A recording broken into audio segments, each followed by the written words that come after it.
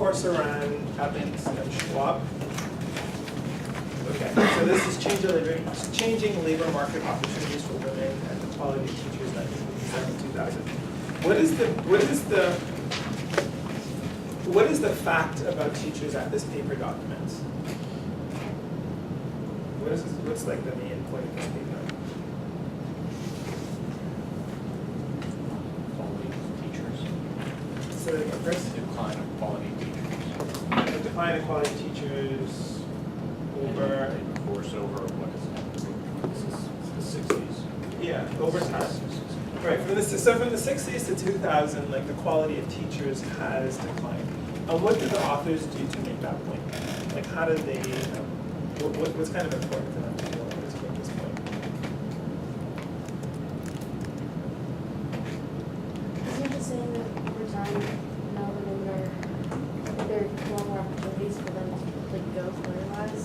So in the past, teachers just wanted to make opportunities that they would take. And now, since there are a lot more options, then a lot of the high-skilled women go in other fields.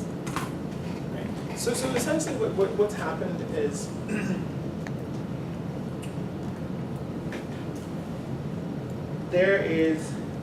so the premise of this paper started out by saying, there are teacher shortages, like there are lots of places where you just can't find teachers, etc. And like, what is this the result of? Like, is this the result of the desegregation of the labor market?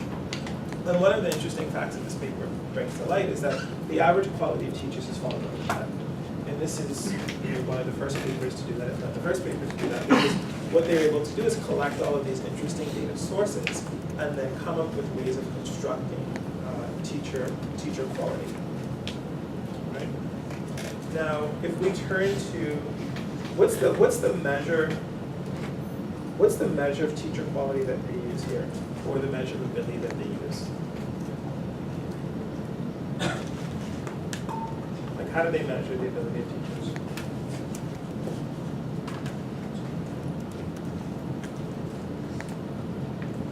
What's the ability measure that's used?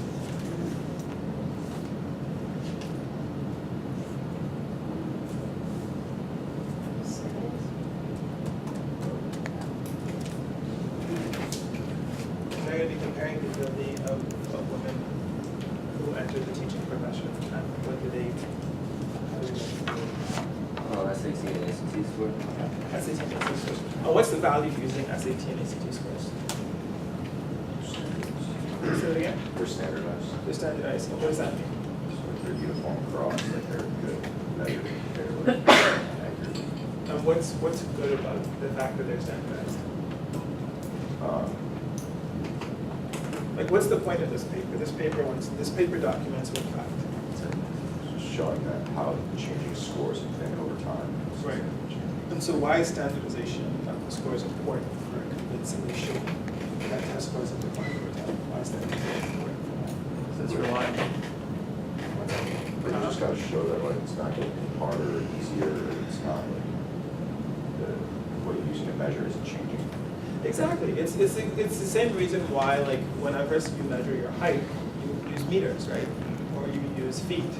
You want to use a standard measurement so that the abilities that you're measuring over time are comparable. Okay?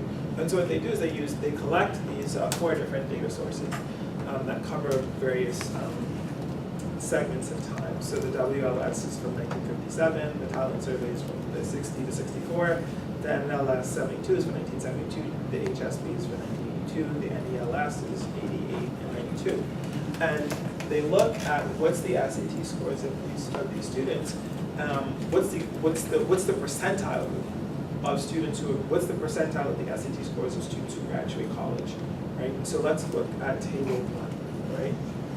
So they get all of this data together, they pull this data together, and they write out these descriptive facts. And so like for each survey you can look at. So with the table of summary statistics, typically what happens is you take all of the variables that are in the data and you report what the means are. Right? So we can look at high school graduation year. So as we go across the survey, we see that what's the mean like high school graduation year for the WLS.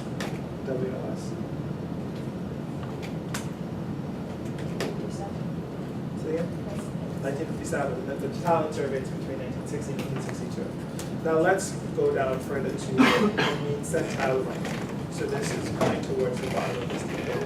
So for high school graduates, what's the average percentile rank for high school graduates in terms of the SAT in 1972?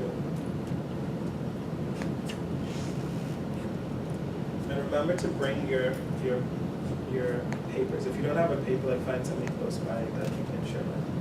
So what's the mean SAT percentile for high school graduates in the US in 1972? 50.4. What's it in 1982? 50.5. So this goes to the standardization point. It's important to be able to measure this in like a standardized way across time. And so for high school graduates, that mean is not changing over time, right? Which makes sense. It should be at 50% because in order to go to college, to be a high school graduate, the SATs, it should be 50%. Now let's look at what's happening for college graduates, right? What's the mean percentile rank for college graduates on the SAT? Over this time. What year? Let's take 1957. 73. Okay. Now, what about for teachers? What is it for teachers in 1957? 67.2. 67.2, right? And so relative to high school teachers, if we take the SATs, the measurability, in 1957, are teachers more able or less able on average than high school graduates? Like those who end up going to college and being teachers.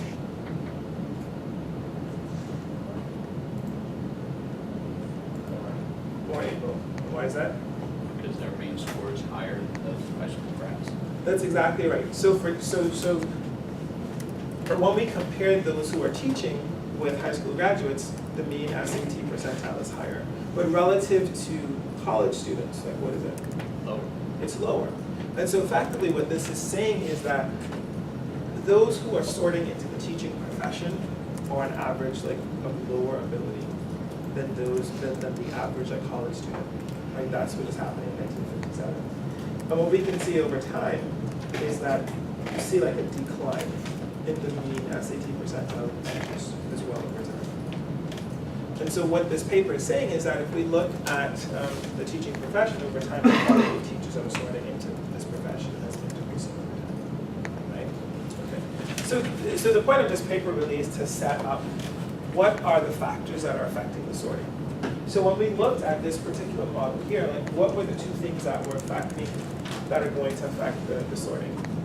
When we go back to this two-sector wide model.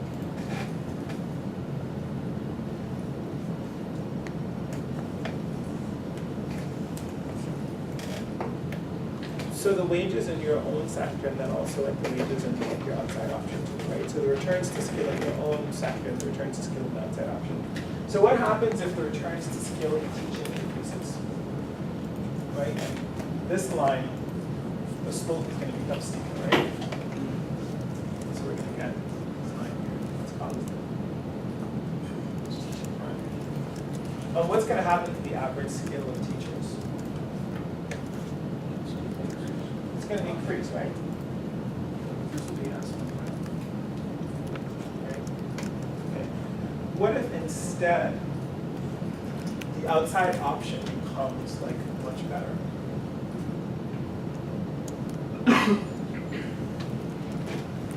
Call this O5. If the outside option becomes better, what's going to happen to the mean level of teachers?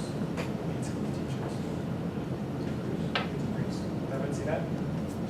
Okay. Now this sets us up for the Hawksby paper. So let's talk about the Hawksby paper.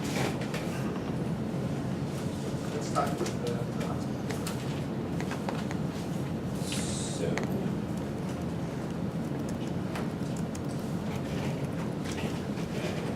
any questions so far? I've got a couple, if you don't mind going back to the table 1. Uh-huh. And they discuss the fact that, college grad mean scores are going down, teacher mean scores are going down. Can you look up the difference between those? Yeah. It looks like it's getting smaller. Does that make sense? It looks like the difference in 92 is only 4 points between grads and teachers, whereas in 57 it was 6 points. Yeah. Did they discuss that? Yeah, so there, in the paper, they talk about a standardized way of measuring that. That's, I mean, like, it might be like, that's one of the, because what you're asking is like, is the relative difference in the skills, like, has that been declining over time? Or has that been increasing over time? So like, there is some evidence that recently we've seen like some, so initially it was declining, and then like recently there's what's happened since actually like increasing. So you have programs like Teach for America that are targeting like very high ability students in colleges to go and serve like underserved groups. I would say that the other thing that we have to take into account is the fact that these surveys are being pulled from different places. So the 1957 survey, I think, is from Wisconsin, whereas and some of the other ones are like nationally representative too. And so like, I would take the absolute levels of the differences with a bit of a grain of salt, but just to show that on average, like the quality of folks that are sorting the teaching profession is lower than the average quality of college graduates. If you go to other places like Singapore or Korea, like this actually reversed, where you have in order to be a teacher. In Singapore, I believe you have to be in the top third of your class. Okay, so, all right, so let us look at, and just going forward, it's really important for you to take the papers. Question? Sorry. What is T prime again? Like. Oh, so this is what happens if the returns to teaching increase. Okay. So we can write that out. Okay. So let's see. Okay. So factors that influence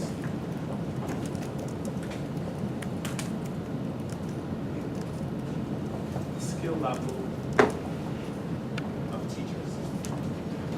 So we can think about these as like comparative statics, right? We can think about these as like comparative statics of our two sectors wide model.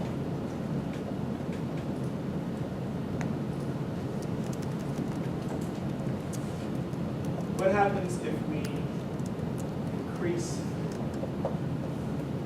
the returns to teaching?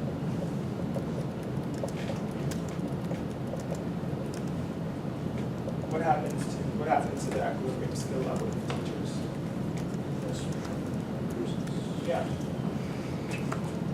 So we have SR is going to increase. And you get higher ability workers.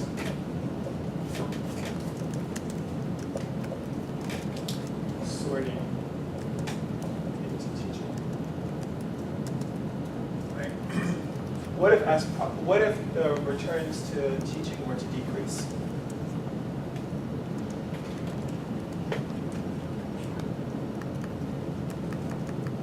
What if you have a decrease in the returns to teaching?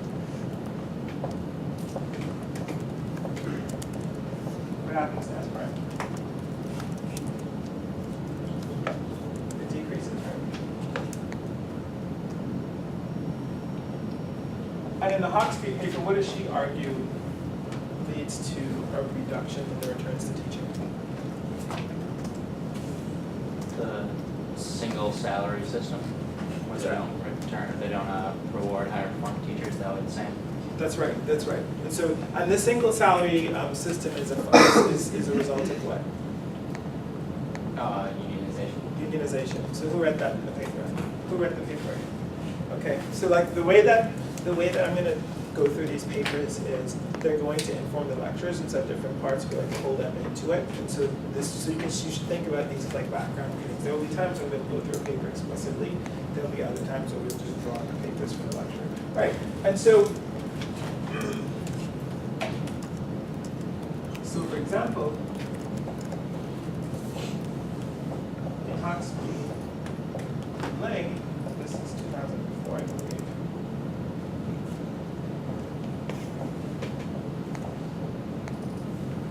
Unionization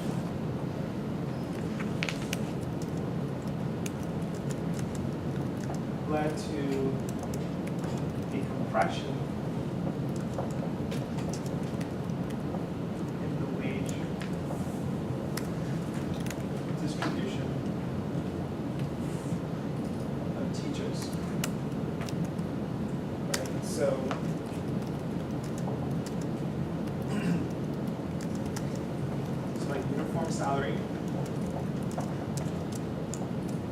that's going to imply that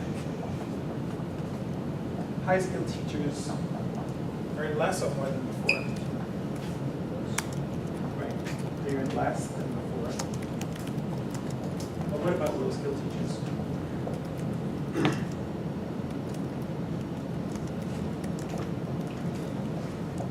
What about low-skilled teachers?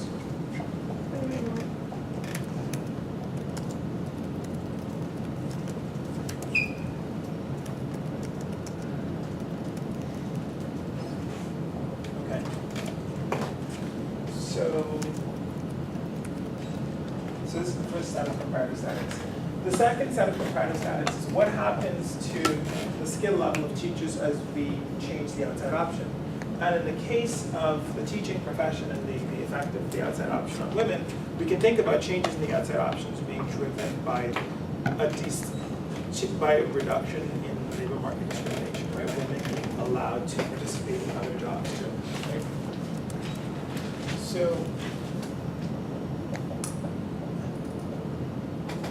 we should think, what effect, or what is the effect of an increase in the returns to skill, the outside option,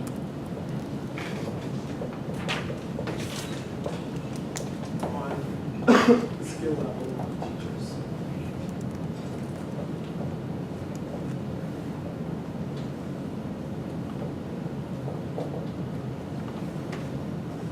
What's the answer?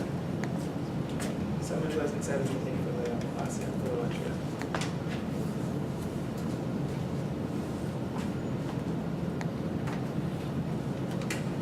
The gentleman in the hat. Can you remind me your name again, please?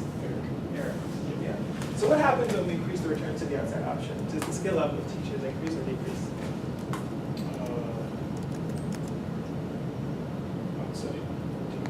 Decrease. And why is that? More of your higher school teachers and choose the outside option.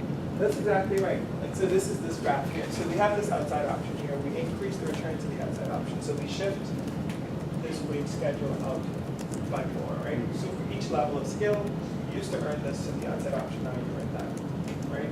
And what happens is going to be, at a lower level of skill, you're going to be different between choosing teaching versus choosing the outside option. And you're going to actually sort out from that. And so,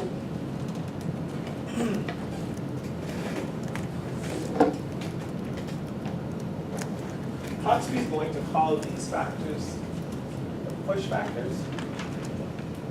She's going to call these factors the pull factors, right? And so, what's the key idea in the paper? What is Hawksby and her co-author? What are Hawksby and Lee's? What are they getting at in this paper? What do they want to do in this paper? What's this paper about?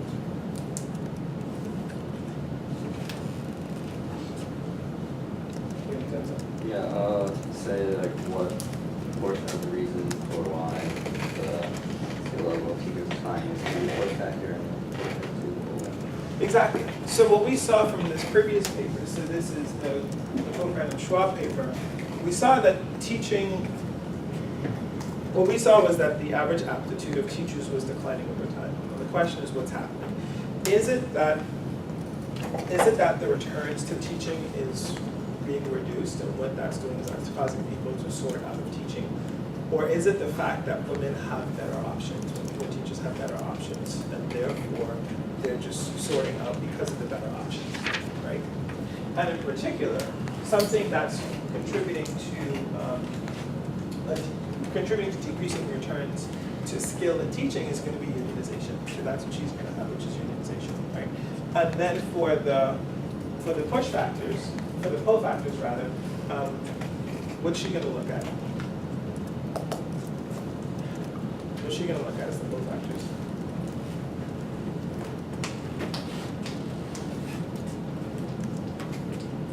So for the push, it's changes in teachers' wages due to unionization. So if you get like a flattened wage schedule, so this used to be how many teachers earned, what happens when you get this kind of what happens when you get this unionization is that the low-level teachers earn more than they would have earned otherwise. The high-level teachers earn less, right? So you get this kind of rotation of the teaching wage function, where we bring down the high-level teachers and we push up the low-level teachers, and we get less people sorting into education. Okay. So what is she going to use to get at these cofactors? What's going to be the measure of how attractive the outside options are? The wages for women and other, Right. any other career. Right. And specifically, like the wages of women relative to Relative to men. yes, exactly. So like if women are achieving greater gender parity in their wages in the outside options, like how much is that going to be pulling them out of teaching, right? Okay. And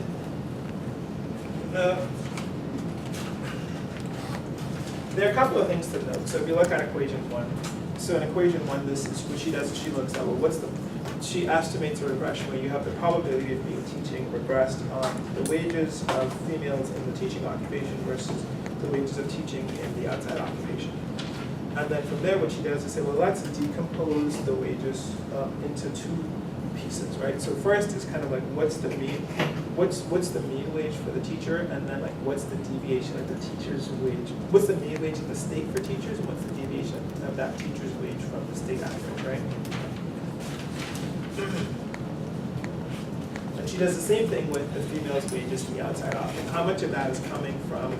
How much of that is due to like just the fact that even men earn more in the outside option, and how much of that is due to the fact that women earn more relative to men in these outside options, right? And then from there, what she does is then looks at, well, what's the relationship between wages and the passage of union laws? And so what that's doing is that's really saying how much of the changes in the wage structure is going to be driven by changes in unionization laws. And then she's going to exploit differences in the timing of when these unionization laws happened to say, well, okay, it's really unionization that's affecting Wisconsin in this year because this is the year that the legislature in Wisconsin changed the laws around the ability of teachers or people who are union to like lead and to vote and to do other things like that. Right? Okay. Now, and in table 1, you just see like a summary of the various. In table 1, we see is a summary of the various like attributes, like from 1963 to 2010, and then this is broken down by the aptitude levels of the individual teachers, right? So, for example, let's look at row 2, right? So who can tell me what's happening in row 2 of table 1?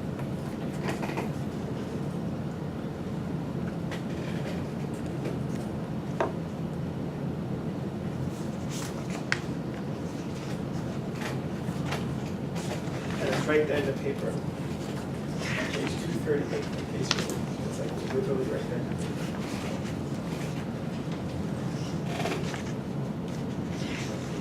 Yeah, why not? That's the whole point, right? So what's happening over time?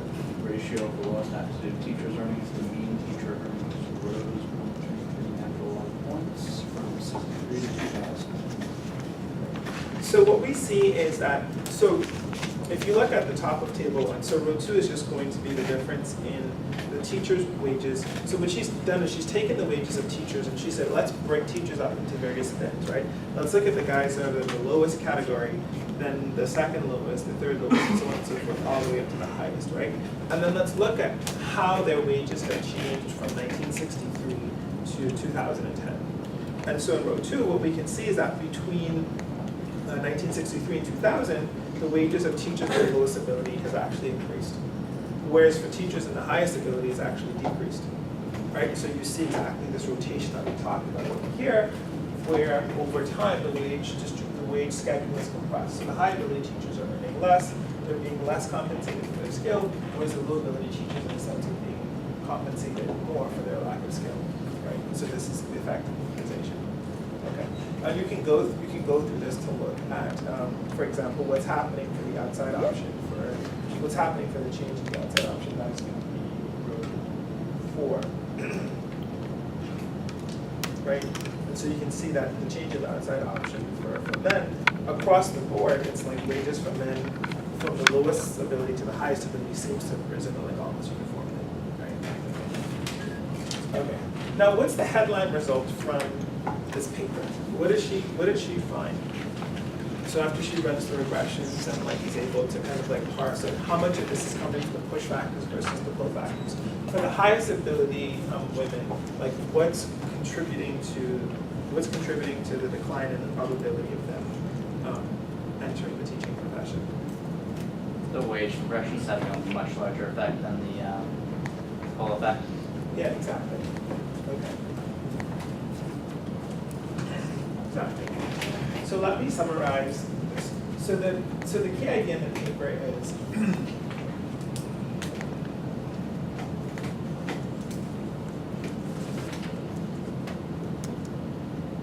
okay. So the fact is teacher aptitude is declining over time. The research question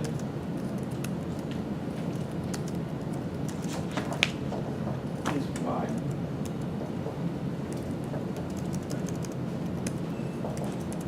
Is it because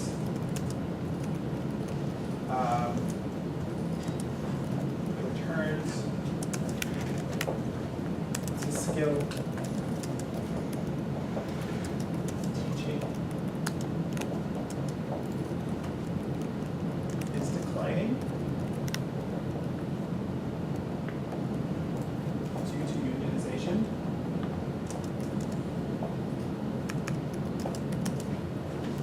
Or is it because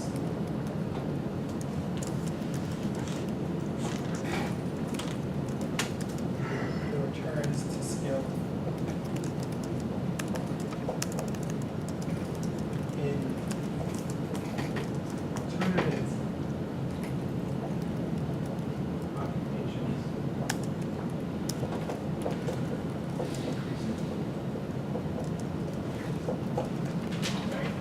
And the central finding is the following.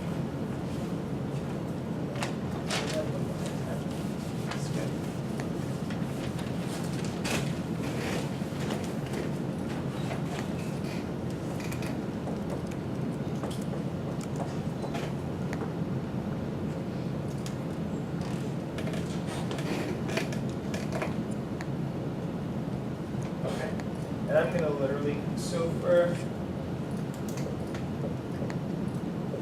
the highest ability teachers,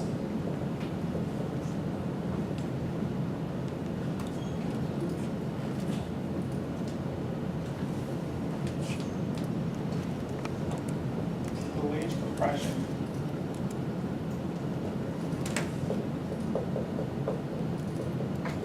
explains 80%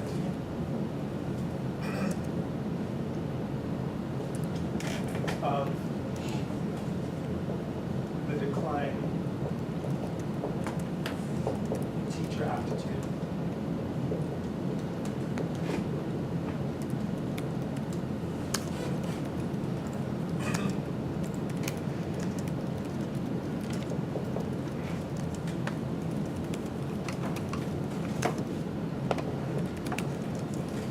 And the change in the outside option.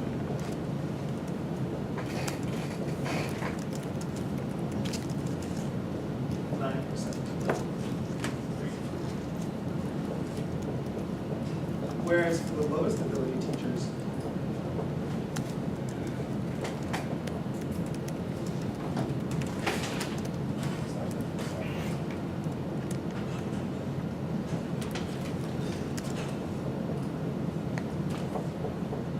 push factors, so this is the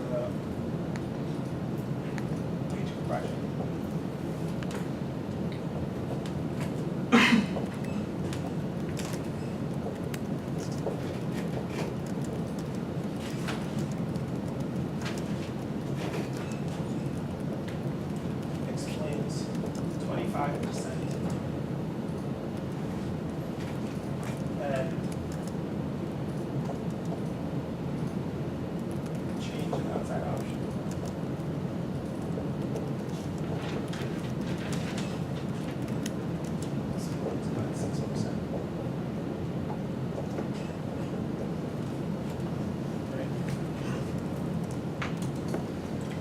And so this is a pretty, important result.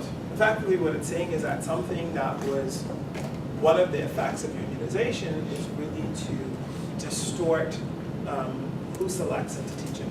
Because if someone's in an occupation where they're not going to be rewarded for their skill, then what's going to happen is you're actually pulling in a lot more low-skilled people, and you're pushing out a lot more high-skilled people. And that's exactly what you see, is that over time, the share of low-skilled workers in teaching actually increases. So if we look back at table 1, and right, if you look at table 1, let's look at column 7 and 8. So this looks at the share of teachers, the share of all teachers that are in the various bins. You can see that in 1963, that's going to be column 7 of table 1. You see that in the lowest bin, you have 16% of the workforce is going to be low-skilled teachers, right? Whereas in 2000, you see that the low-skilled teachers represent 36% of the teaching force, right? And so this pay compression is really pulling in a lot of low-ability teachers. Whereas if we go to the highest ability teachers, we see that in 1964, we have about 5% of the teachers are going to be high-skilled, whereas in 2000, which is the last cell on row 8, you see just 1%. So you see a fall in the high-skilled people, an increase in the low-skilled people too, right? And then we'll talk a bit next week too about the retention as well. Have a great day. I'm going to send you some readings for, today I'll send you some readings for next week. So this Thursday's class, please read the papers, print them out, and bring them to class as well.